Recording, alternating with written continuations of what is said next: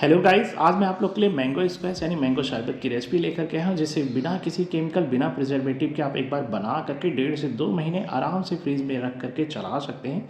फिर आपके घर में कोई माजा या फ्रूटी का डिमांड करे, आप इसे फटाफट मिलाइए ठंडे ठंडे पानी में और सर्व कर लिए। यकीन मानिए, आज के बाद में आप कभी भी फ्रूटी खरीद करके नहीं लाएंगे। तो चलिए शुरू करते हैं इसे बनाना। मैंगो स्क्वैश बनाने के लिए हमने 2 मीडियम साइज़ के अच्छे से पका हुआ मैंगो सेलेक्ट कर रखा है। आम जब भी सेलेक्ट करें अच्छे से पका होना चाहिए, क्योंकि आम अच्छे से पका रहेगा तो मैंगो स्क्वैश की क्वालिटी जो है वो बढ़िया निकल करके आएगी। आम अच्छे से पका होना चाहिए, मतलब बढ़िया से पका हो, बट टाइट होना चाहिए, ओवर राइप नहीं होना चाहिए, मतलब ज़्यादा पिघले से ज़्यादा पिलपिले से नहीं होने चाहिए। तो टाइट यानी फर्म राइप होने चाहिए। अब इसे यूज़ करने से पहले आप 2-3 बार अच्छे से वॉश कर लीजिए, क्योंकि इसे पकाने के लिए केमिकल का यूज़ होता है। तो इसीलिए आप वो यूज़ करने से पहले आम को अच्छे से वॉश कर लीजिए। सबसे पहले इसके टिप को कट करके रिमूव कर दीजिए और उसके बाद में इस तरह से दोनों आम को स्लाइसेस में कट कर लीजिए।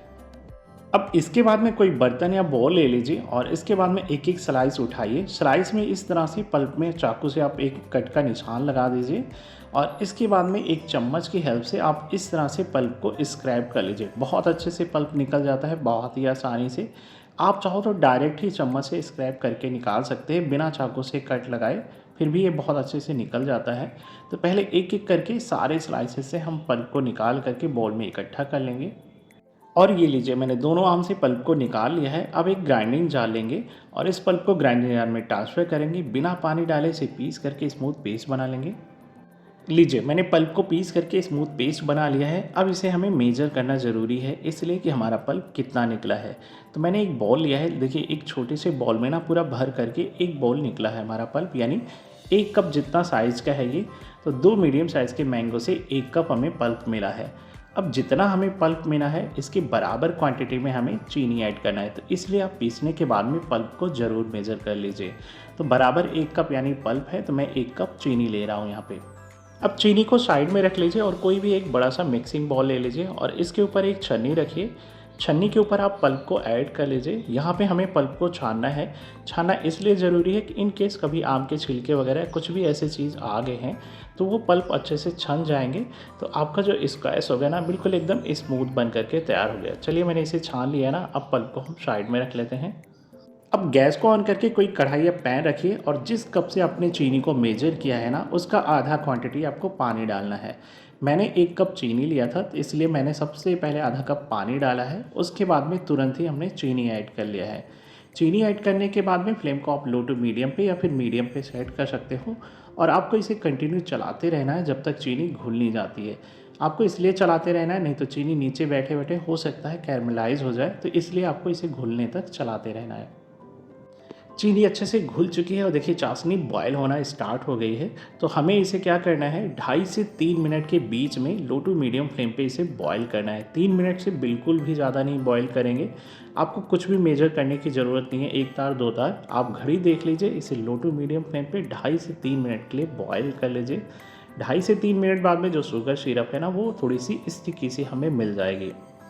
सिरप को पकाते हुए मुझे लगभग 2.5 से 3 मिनट हो गए हैं और ये देखिए, दोनों फिंगर से टच करके देखेंगे ना तो स्टिकी सा फील हो रहा है, मतलब थोड़ा सा तार जैसे फैल रहा है। वैसे ये सब आपको बिल्कुल मेजर करने की ज़रूरत नहीं है। आप इसे लो टू मीडियम फ्लेम पे 2.5 से 3 मिनट के लिए पका दीजिए, बस सिरप तैयार हो जाएगा। फ्लेम को एकदम लो पे मैंने अब सेट कर लिया है और जो हमने पल्प को पीस करके रखा है ना, वो फटाफट हम कढ़ाई में ऐड कर देंगे।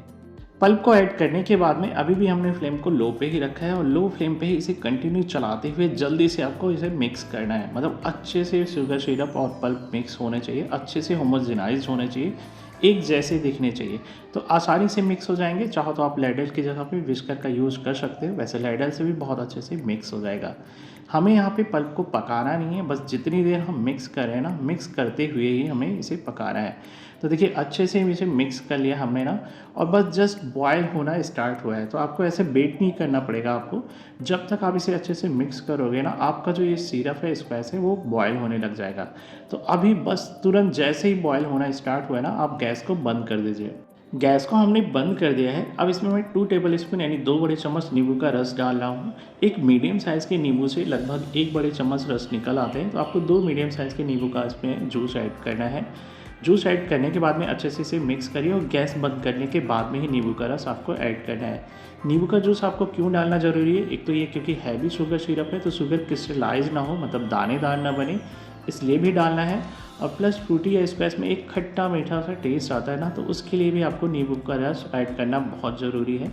अब इसे आप पहले अच्छे से पूरी तरह ठंडा कर लीजिए स्क्वैश पूरी तरह से ठंडा हो गया, लगभग 20 से 25 मिनट बाद में अच्छे से ठंडा हो जाता है। अब आपको किसी ग्लास कंटेनर में इसे भर करके रखना होगा, चाहे तो जार ले लीजिए या फिर बॉटल ले लीजिए। तो लीजिए हमने इसे ग्लास के बॉटल में ट्रांसफ़र कर लिया और इसका ढक्कन लगा करके टाइटली बंद कर लेंगे। और अब आप इसे फ्रीज में रख करके 1.5 से 2 महीना आराम से चला सकते हैं बिना कोई प्रिजर्वेटिव यूज़ किए, क्योंकि इसमें जो शुगर का हाई कंसंट्रेशन ऐड हुआ है ना, तो कोई भी चीज़ में, किसी भी चीज़ में जब शुगर का हाई कंसंट्रेशन यूज़ होता है तो वो एज ए प्रिजर्वेटिव काम करता है। अब चलिए मैं आपको बना के दिखाता हूँ मैंगो स्क्वैश या मैंगो का शरबत या फ्रूटी बनाते कैसे हैं। तो गिलास लीजिए, लगभग 250-300 ml का गिलास है ये।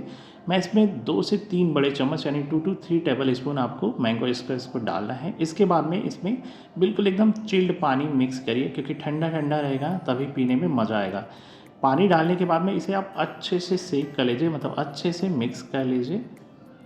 तो लीजिए हमारा ठंडा ठंडा मैंगो का शरबत या फ्रूटी बन करके तैयार हो गया है ना।